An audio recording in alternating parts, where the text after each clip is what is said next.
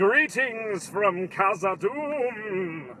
It is Tim with Tabletop Terrors. I am half of Tabletop Terrors with my brother James, and this is Daily Damage. Daily Damage is a live stream that is as often as we can on weekdays, and then we take these live streams from Facebook and we try to put them on YouTube the next day so that people can watch them. And so I always try to start my live streams with what I call the rundown. The rundown is the stuff that you should probably be checking out this week, and it's a good way because it takes a little while for the stream to share around Facebook. So the rundown for this week, for today rather, the rundown for today is The Provokers Session 2 of Season 2 was last night. So if you're a Provokers fan and you missed that, I'd give it a watch. It's on A Fistful of Dice's YouTube channel, and it was a blast. It really... it clicked for me. And I'm going to talk about that. I'm going to talk about that in a little while because I had sort of a breakthrough in that game, and I want to discuss that a little further. But if you're interested in a pretty neat article that we're pretty proud of, check tabletopterrors.com. We put out an article today, and it's 70-year-olds play D&D and love it. I don't want to spoil it for you, but... there's a couple of people who are 70, one who's like 64 and one who's 55, and this younger guy basically got them into a gaming group, and this is their story. So check out tabletopterrors.com, and it should be the first article if you scroll down a little bit. But yeah, so I think that's going to be the rundown. I'm going to check the chat, as we usually do. Rob Coletta is here, and Rob says, Tabletop Terrors, with all the O's and A's in there. Aaron Knight says, LOL, it clicked. Oh, dude. I think what it is, he's talking about this clicking that is just driving me crazy. I think it's my life-proof case, and I think that the rubber housing inside of it is going and scraping. So I will try to be careful. Let me know if it keeps clicking. Josh Glisson is here. Sup, man? Nathan Thurston is here. Jacob Norman is here. Without compromise. Oh, should have added that to the rundown. If you're around, Wednesday night, we're going to be going through one of our supplements called the Copper Jackals. And the Copper Jackals, you can explain it a lot of different ways. It's like if you mix the Expendables or the Avengers with D&D. It's like super heroic, even for D&D. And that's what it is. And we're playing, I'm DMing a game for something called Brigade Con this year. You can also check out brigadecon.org. It's an online charity, and it's an online gaming convention with benefits going to charity.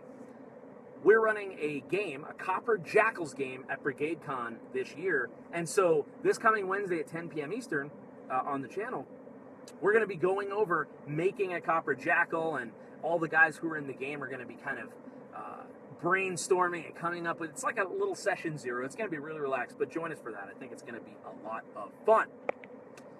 Timothy Waters says, hello, Tim. Those 70-year-olds rock D&D. They super did. And I love their questions. I love their thoughts. It was great. It was a lot of fun to do that interview, and I'm really excited that that people are enjoying it as much as I enjoyed it. You know, when you make content, sometimes it flops, and you think, oh, I thought that was going to go over better. But this one seems to be resonating. I love that. Jack Pert is here. John Getz is also here. So, I was asking for some DM advice, some Game Master advice, okay? But here is the catch. This is why it's unique. This is why I need advice, because I don't just need Game Master advice. I want to create the machine that gives really good Game Master advice. So here's what I'm talking about. Tim, you're not making any sense. Okay. We want to start a series on the Tabletop Terrors channel called Masters of the Game. Think, this is not the greatest, but I'll go with it. Think Inside the Actor's Studio, but with Dungeon Masters. And I am going to dress like, James is going to dress like James Lipton, and I'm going to dress like his beard. But, so, we've already reached out to several game masters in the community. I've got a couple of other people I need to reach out to that I haven't yet. And the response has been overwhelmingly positive. People are like, yeah, I would love that. So the idea here, and this is what I need help with, what are the questions that you would ask if you could ask some very talented game masters these questions? What are the things you want to know the most? Because I feel like we're going to have a sort of stable of standard questions, okay? In addition to those standard questions, we will push out and do questions that are more specific, probably to the game master, their experience level, their game mastering style or dungeon mastering style. But I want to know, what are the boilerplate things? If you could spend one-on-one time with Matt Click or Barker or Captain Gothnog or John Allen Large or Andrew Knapp, if you could ask these guys, hey, I have 30 minutes with you, here are the questions I want to know, I want those questions. And here's why. Because I want to ask these masters of the game these questions. And so it's going to be really fun, really laid back. But I think that these are going to be really helpful tools. And honestly, this is selfish. I want to ask these people, hey, what are your tricks? What are your tips? What about this, and how do you do it? So I need your help. I need your questions that you would ask. And they have to be the boilerplate ones. So it can't be like, hey, Matt, on Provokers Season 1, Session 12, what did you do about X? I want it to be, it can be specific to a degree, but it needs to be general enough that we can ask other game masters. So hopefully that makes sense. We're very excited about this. Masters of the game. And so let me go to the chat and see what we're thinking. All right, Sean Murphy says, I have yet to watch it. Yeah, I'm not going to, there will be zero spoilers. Zero spoilers. I'm not going to mention it, but the Provokers Season 2, Session 2 was something I enjoyed thoroughly. Captain Gothnog himself is here. What a prolific game master. I think of all the game masters that I know personally, Captain Gothnog might be the guy who has run the most games. I love the perspective he brings to Roll Up and Die. I love his thought processes. It's a mixture of realism with a touch of simulationist and scads of creativity, and then you roll that all up in a gothic burrito. And then you blacksmith it, and you curse it to just be nice. And that's Gothnog. There it is. Circo says, hey Tim, looking forward to checking out That 70s Show. It took me a second to get that joke. I see what you did there, and I'm not smart enough for that joke. I'm glad I caught it. Dragon X Benedict says, good afternoon. Good afternoon.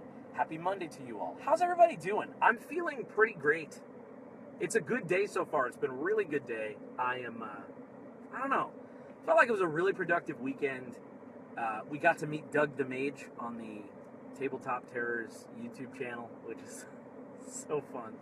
He's a great guy. Doug the Mage is a cool dude. You'll see more of him. Carol Dunster is here. What's up, Carol? Carol says, neither a master nor a mistress, but here I am. Hey, listen, it takes all kinds. Aaron Knight says, I would want to look through their notebooks and see how they organize all their ideas and adventures. That's my biggest problem as of now. I hear that one a lot. Campaign notebooks. That might be a challenge, but I will see what we can do. Like, maybe that would be a segment we do at the end, where it's like tour of the notebook. Like, hey, let's see your campaign notebook, and what do you use? I will definitely, I think that's a good addition, because I believe that campaign notebooks are what people really want the most. I'm going to give you unsolicited tips here and say that for my money, right now, nothing beats Google Docs. And that's why I say it's going to be challenging, because if someone asks me that, I go, all right, let me screen share real quick. All right, here's this campaign. Here go the notes. Here go my notes for the session. Here go the links to the YouTube games that I've recorded. So I'm a goober in that sense. I know that that's probably not popular, but because I love handwritten notebooks, and like Hankrin' for an Ale from Drunkards and Dragons has one of the most beautiful campaign notebooks with sketches and all this other stuff. But short of scanning all that stuff in, I don't like having to dig out a notebook. I like to be out on my lunch at work or, on vacation and be able to pull that stuff up. So, yeah, but I would definitely include that. I think that would be very valuable. Ian Christensen is here. Ian runs a very deadly game. He's big into Lamentations of the Flame Princess, but I am interested in picking Ian's brain. Chris Wilhelm of Drop Dice. Chris, I'm asking you live. I want you to be on. Would you consider being on Masters of the Game? Same thing with Jake Norman. You two guys, I haven't messaged yet. It's just a matter of time. I've been busy at work today, but I would love to have you guys on there. Carol Dunster says, LOL, a gothic burrito. Alex Brady joined. I want to tell you about Alex Brady. Alex Brady is in the Absolute Tabletop Playtesters group, and he is one of the most thoughtful, attentive playtesters that we have. Alex, you're a rock star, man. You don't just say, I don't like this. You go, hey, here's why I don't care for this mechanic, and here's what I would do to fix it. And as someone who writes mechanics, and as someone who is putting stuff out there to be play tested, that is solid gold. That is, it's literally invaluable. So, Alex, Chris Wilhelm says, just made it. What are we helping with? So, Chris, I want to do this series called Masters of the Dungeon, where I Masters of the Game, where I interview game masters, and I want to know some good, solid boilerplate questions that you would want to ask, and you want me to ask of some of these incredible, talented game masters. Josh says, what advice would you give for a group of 2nd edition and 3.5 Star Wars Saga gamers to shift to 5e? All families, so can't really boot people. My first piece of advice is to make sure everybody wants to do that. Is that cool? Is everybody down? Or is this 2 of you want to and 3 of you are going to find reasons to not make the game and stuff like that? My thought process is, especially if we're family, I got to live with you probably more than I would have to live with the normal person I game with. For a lot of my game groups, I get to just, I don't have to see them in person the next day or at the next family birthday or cookout where they're like, you killed Grognard, you monster!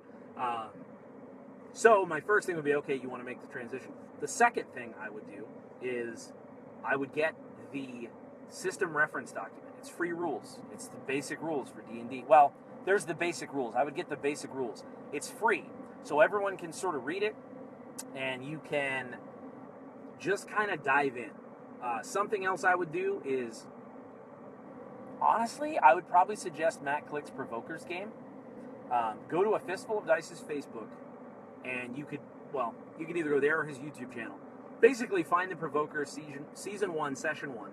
And aside from the terrible internet that I have, I think it's a pretty good actual play of D&D 5th edition because it's very story-driven with some rules-light stuff in there with the occasional mechanics. So that would be my thought process. Find out, make sure they want to do that. Make sure it's a transition they want to do. Get the free rules from the Wizards of the Coast website so that everyone can have them and there's no excuse of I can't afford it. And then after that, maybe you watch 30 minutes, like sitcom length of minutes of the Provokers and kind of just get an example of that. And there are plenty of other actual play games out there, but I'm a fan of the Provokers, and I want to support Matt as much as I can, and I think it's a good example of very narrative-heavy, role-play-driven 5th edition Dungeons & Dragons. So that would be my thoughts, Josh. And feel free to chime in, anybody, down here, either on YouTube in the comments or here in the chat. Nathan Thurston, here's a question. How do you run a module with authority? When running pre-written material, sometimes it's difficult not to read from the script. So let me ask you this. Are you guys asking me these questions, or are these the questions you want asked? Because I'm going to answer this question now, but are these the boilerplate ones you kind of want answered? Let me know. But as far as Nathan, the way that you run it with authority, 100%, is bullet points. Bullet points, if you have the ability to highlight it, either on your computer or on paper, if it's a photocopy or a printout, to me, that's one of the challenges with running adventures, is that it has to have this cohesion that follows through the entire module. And if I forget to mention that the mayor is hiding the man shark in the shed in the first act, well, I might have just screwed the pooch there in the third act, because that's a Chekhov's gun I need to fire for the adventure to make sense. So, number one, you're in charge, but aside from the fact that you're in charge and you can change anything on the fly and that there's no right way to do it, the number two thing would be highlighting and bullet points. Less is more. Use the adventure. To me, it's a really good encounter guide, and I would highlight the things that I want to hit on, and then I would let the group make it their own by filling in the grout, by role-playing and sort of fleshing out the rest. So I would do kind of 50% bullet-pointed prep, and then I do 50% improv, and that would be my style, if that's comfortable for you. Mark Darville, my campaign notebook is an inscrutable mess. No one should ever see it. That's kind of the fun part too, though. Like, if you've ever seen like musicians that have really old beat-up guitars, and it's just like, what? It's fun sometimes to see the mess. So I would love that, dude. You should email us. Do messy notebook at tabletopterrors.com. It's a catch-all. So whatever you do at tabletopterrors.com comes to us. And send me a picture of that, Mark. That would be great. Alex says, you need to make a sanity check when reading my campaign notebook. I believe you. And he's not kidding. He's the author of a real Necronomicon that teaches you how to blacksmith and build a yurt. And command the dead. Josh says, should start a series building a DM notebook and ask each channel what they would add. That would not be a bad idea. I think the reason why I would be the wrong guy, and even I would say James would be the wrong guys for that particular thing, is that I don't have a campaign notebook. I know that's probably crazy, and I guess I kind of do. Because I record all of my games, I can refer to them anytime, and my prep starts with rewatching the last game. That's how my prep starts. Occasionally I'll go back and rewatch a game prior to that, but is that a lot of prep? Yes, but it's passive prep. It's prep I can do while I'm doing other stuff, like cleaning the house and so on. And I'll just go back and I'll listen to the game. So my recorded YouTube games are really the bulk of my campaign notebook. In addition to that, I have notes that I make to prep, and I also have notes that I make during the session, super light. Matt Click calls me the Prep Light, I think he called me the Prep Light Bigfoot, because I'm the absolute tabletop design Sasquatch, but I am the Prep Light Bigfoot. I don't prep a lot for my games, except up here over the course of a week or two, sort of let it ruminate, and I'll make bullet points. So anyway, that would maybe be an interesting angle, is like, hey, show me how to make a campaign notebook. So that's not a bad idea, actually. That's kind of cool. Carol says, I missed the beginning. Also not sure what we're helping with, but I'm now running a campaign. I learned one reason people DM on Sunday. Great adrenaline high. So, I'm looking for boilerplate questions. What do you want to know from the game masters and the various YouTube communities? Because I want to ask them. Some things I'm thinking of is like, what's the number one thing that tripped you up that you finally just got a handle on? Something like that. Or what's the biggest challenge you've overcome as a dungeon master? Or what's the biggest piece of advice you'd give to new dungeon masters? And stuff like that. And I want to do that, but I want to know, community driven, what do you want to know? Because, this is about us. We're going to get all this awesome advice from these really smart people, and then we're going to compile it on the YouTube channel so that you can watch it whenever you want. And I'm excited by that. Andre Martinez is here. Andre Martinez is, have you ever seen the, either like Atlas with the globe on his back, or like Van Halen did a super cool like 5150 album cover with that same kind of thing? That's Andre. And dude just has all this stuff on his back that he holds up. He is a workhorse. No, he's a work ram. He's a cyborg work battle ram. Andre is sick. You rock, man. Andre, I thank you so much. He hates this, by the way. He hates when you do this because he just hates it. But I don't care. I love what you're doing for Brigade Con. You and several other talented people are making this thing happen. And I know that the kids from Child's Play are very, very thankful. And I know that myself as a community member am super thankful. And again, anyone who's watching this, check out brigadecon.org and sign up to play in a game. It doesn't cost anything. Go find a game and play. It's October 29th. Aaron Knight says, I love good old paper and pen, but I just have random notes or random pages all over the place. I'm the same way. I'm the guy that starts a new page, and I'm like, you know what? This notebook is going to be pristine. This is going to be the one. I'm going to use every line. I'm going to use every page. I mean, that lasts for 7 nautical minutes before I've got side words and scribbly, scrabbly, this, that, and chicken scratch, and then I'm like, I don't know what that says. And that's why I've started to do just typing stuff. I keep I'm going to bore you with some interesting stuff. No, I'm going to bore you with some stuff that might not be interesting to anybody. I have this weird little ritual. For my online games, I like to use Notepad in Windows. I love to use Notepad to make my notes. And I don't know why. It just seems like Spartan. And I make them in Notepad, and I make any interesting names, like last night from the game, no spoilers, this person's name, or this, questions I have, and all that. And then I take that, I make sure to save it frequently. I take that doc, and I cut, not copy, I cut, and I paste it, which is probably dangerous. I should probably copy and paste it. I do that into the my journal. I guess that would be my campaign journal, and I'll put, it's a rolling single Google Doc. So I don't want to have to go to different, was that session 1, session 2, session 3? So I just have one called Provokers, Season 2, Bleak Wrath. And it's all the names and locations, because Control F is my friend. And so what I'll also do is, as I'm doing this, I'll put in, let's talk about Season 1. I'd be like, Durgan, Hammer, Storm's Reach, Nosmir, and I would put, these little things in there so that I Control F, and then I find it. So it's like tagging my own little document. Here's the beauty of that. I could take my mother-in-law's laptop, and if I have a decent internet connection, campaign notes right there. I used to never use digital character sheets either. I was always pen and paper, and listen, there's a strong argument for this. Every time I see Barker from Be a Better Game Master, and I see his dice character sheet with all these notes, this thing is a relic. It is a piece of history that he has hand-scrawled, and you can't recreate that. But for the sake of simplicity and for the sake of usability, man, maybe that part of me died and I need to resurrect it. But Kristoff Stormraven from Provoker Season 2, that character sheet is on the Google Drive. And when I create, because we were level 1 to start, the level 2 character, I created a save as. So I still have his level 1 character sheet. So my intention is to have all of that on there. I could go anywhere that has decent internet and a netbook, and I could play as Kristoff.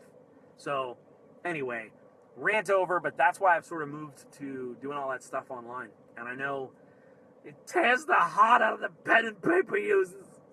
It's like Braveheart. I saw it on the battlefield, and I took it from them.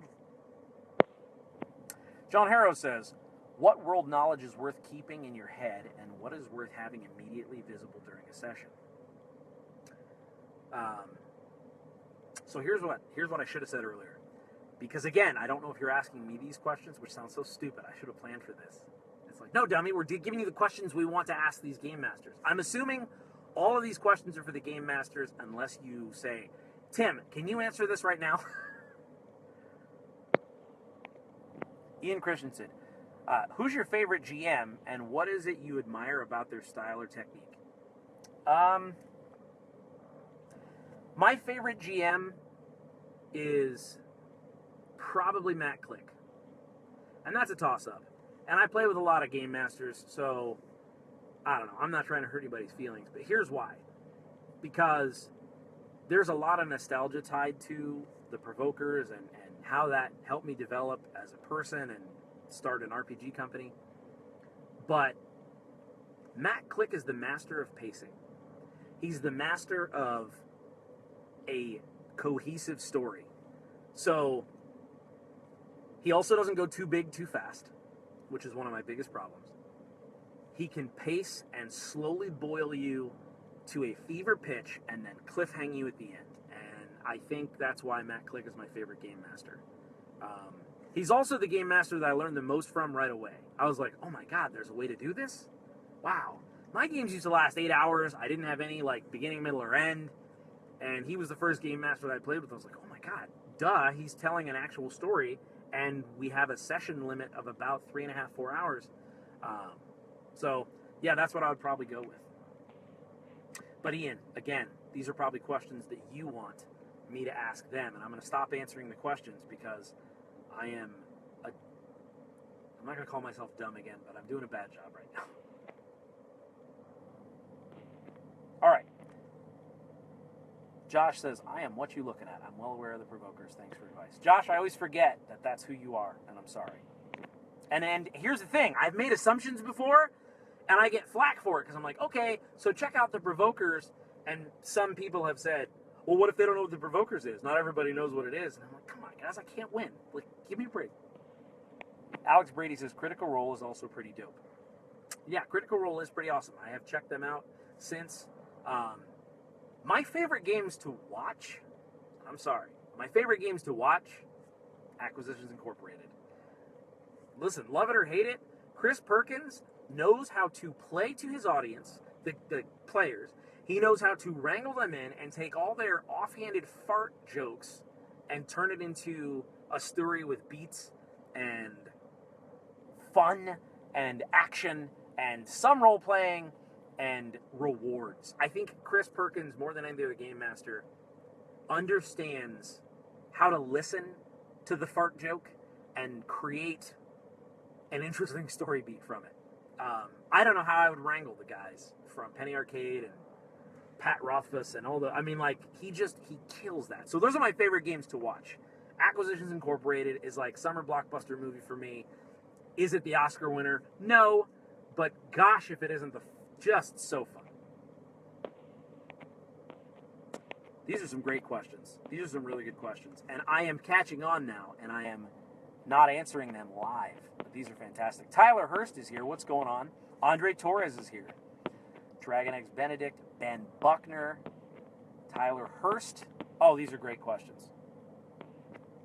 And Chris Wilhelm says, I think you should send the questions ahead of time so the GM can respond quickly and thoughtfully. Yeah, I agree with that. I do agree with that. And that's the other reason for using boilerplate questions is people will sort of know, like, okay, these are the questions. And we'll flip them around so that they're not the same order every time because that can get boring, just that familiarity. But I think that's actually a really good idea. That's a solid idea. Dragon Eggs Benedict. Mine is one I would like to hear anyone answer. I learn best from mistakes and would prefer others make them for me. Absolutely. Jaren D&D is here. What's up, man? Chris Wilhelm says 7 nautical minutes is 7 minutes. Exactly. Time is really important. Jorge is here. What's up, man? You're not too late, bro. Plus, I'll put it on YouTube. You'll be great. John Harrow is here. Tyler Hurst. Spencer Shields. Shields of War. So I want to tell you guys a little bit about... I want to tell you about something for the Provoker Season 2. And there are no spoilers here. There are no spoilers, so if you haven't seen the games yet, I'm not going to spoil anything for you. But I want you to know that this has been a really interesting experiment for me going into this game because I did not know exactly who Kristoff, my character, was. And what I mean is, with Durgan, it was weird. We started the game, and it's kind of like I knew who Durgan was. Right away, session 1, it was one shot. But as we continued and progressed, I knew who Durgan was. And I don't know how to explain that other than it just clicked. And I felt like I knew what his motivations were and what his desires were. And I just sort of expected that same thing. I thought that, okay, this is what's going to happen with Kristoff Stormraven, Provoker Season 2, and it didn't.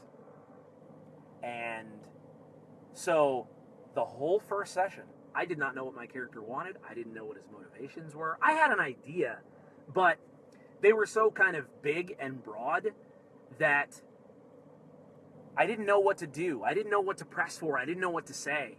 And so I thought, I'm going to roleplay this. I'm going to roleplay this as a guy who's kind of not knowing what he wants and, smooth talking his way through life and being selfish. But something clicked. And again, I'm not going to use any spoilers, but there's a particular scene in session 2 where I was like, I know who I am. I know what I want. I know what's happening. I know what my goals are, my motivations. And I just think that that's a really interesting point.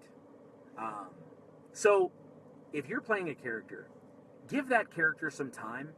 And my suggestion is, if that stuff doesn't come to you right away, it doesn't mean that character is less interesting. It just means that you haven't found the spark. You haven't found that thing that you want to just latch onto and say, yes, that is my desire. That's what I want. And so for me, I just want to let everybody know. Did I still have fun in session 1? Absolutely. Was it something that I would change? No, not at all. It didn't affect the game negatively. I think it was me more coming to terms with the fact that I needed to admit to myself that I didn't know exactly who this guy was, and that's okay. That's huge. And so I think I need to take that advice as a game master. There's also an item that made an appearance in the game. And in the chat afterward, a couple of the players were talking, and Matt was mentioning some stuff, and they had planned for this item to appear. But here's the thing that just was amazing. Matt was like, yeah, man, I'm really excited about that item. And this was offline. This was after we ended the broadcast. He's like, yeah, I don't know what it is or what it does, but I know it's going to be important. And I thought, that's it. That's the way to do it. It's not about being lazy, but it's about letting things develop and breathe and naturally grow and evolve. And sometimes as a game master or even a player, we want to know our whole backstory, or we want to know, we run whole adventures. Like, I'll see character backgrounds and I'm like, bro, that's a campaign you just wrote. Like, that's a campaign and you're level 1? Like, no.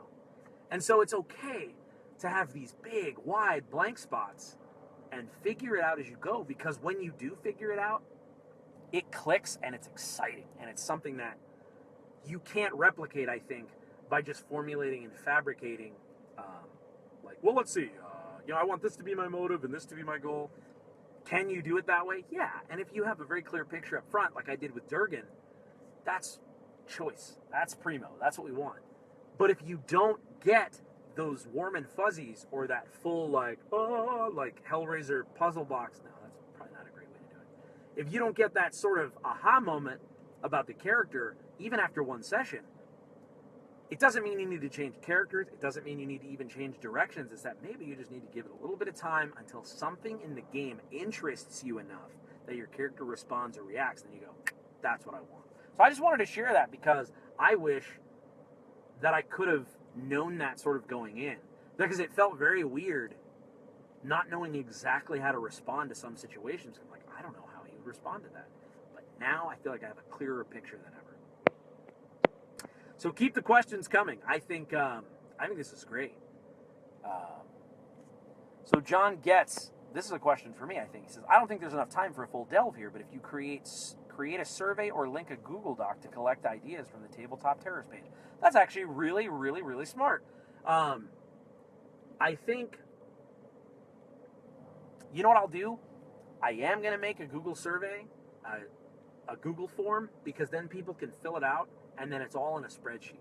So I'll make it a form where it's like just an empty box, where people can kind of go in and type in their boilerplate questions that they want, and then I can sort them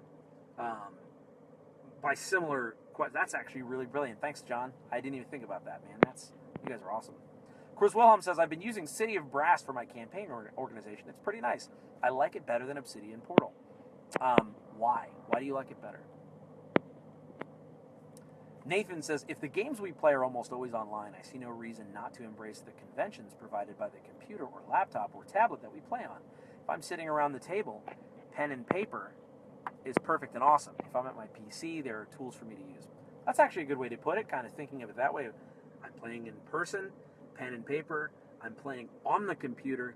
That's actually kind of a cool sort of litmus test or standardized, like, yeah, this is how I'm going to angle it. I like that. Oh, these questions are great, guys. I'm not reading them all because I'm catching on now. I'm the guy you want asking game master advice to these other people, because I didn't even catch on to my own concept here. I'm like, well, there's a lot of questions in the chat today, boy. Mark says, it's about leaving things loose. It's okay for your NPCs to say no one knows, even if that includes the DM. It adds mystery and leaves things open to twists later. Yeah, and it's true. There are plenty of things where if I walked in, this is the truth, and it's sad truth. If I walk in and, you ask some general geography about the United States to a room full of 18 to 35-year-olds, there are plenty of people in there who wouldn't know some of the things. And I don't know some of the things either. But if you go in there and you're like, hey, guys, I've got, because, we think as game masters, like, well, the NPCs need to know the world. They need to know the world. Oh, yeah? Take a map of the United States that's blank. Fold it in half. Let the person even choose which half. And then have them fill in the states with 80% accuracy.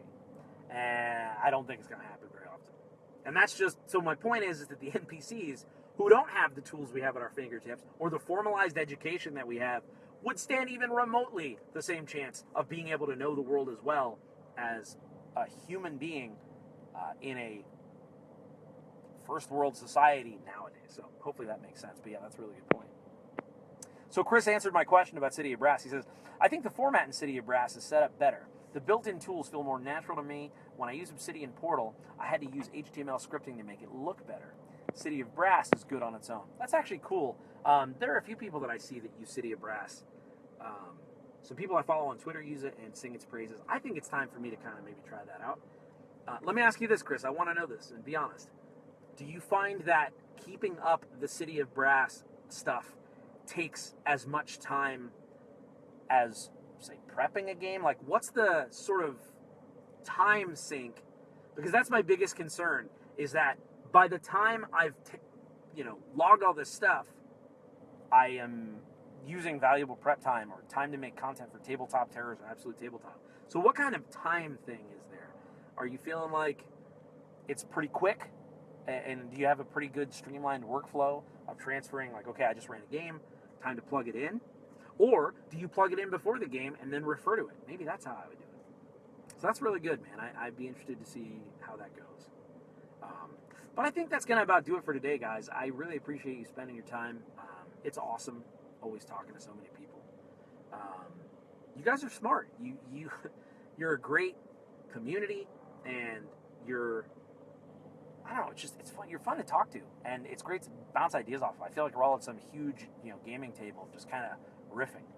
We're at like the internet Denny's, and I'm getting the moons over my hammy, and we're just chit-chatting over a Diet Coke that tastes like pepper for some reason. But anyway, keep an eye out for Masters of the Game. Like I said, there are a few people that I want to hit up that I haven't asked yet to formally be on it. And please, please, please, please know, we are playing the long game. Like, let's say we can do one of these, like one every 2 weeks or 3 weeks or something. It's going to be one of those where it's like, we will get to it, but we can only do like one at a time based on other people's schedules. So we also know we're going into Brigade Con, followed by the month of Thanksgiving, followed by the month of Christmas and New Year.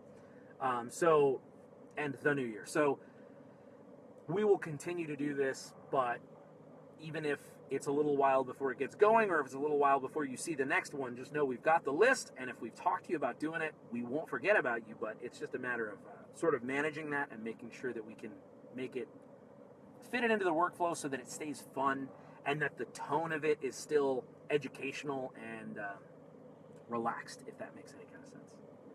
So, awesome. Keep the comments coming. If you're watching this on YouTube, be sure to subscribe. But continue, whether it's YouTube, Facebook, I don't know where you're going to be seeing this. Comment below, what are your boilerplate questions that you would want us to ask game masters from around the community? And are there game masters that maybe we haven't thought of that you think would be a great fit for these kinds of interviews? So anyway, it has been amazing. You're all awesome. And until next time, may your dice roll high.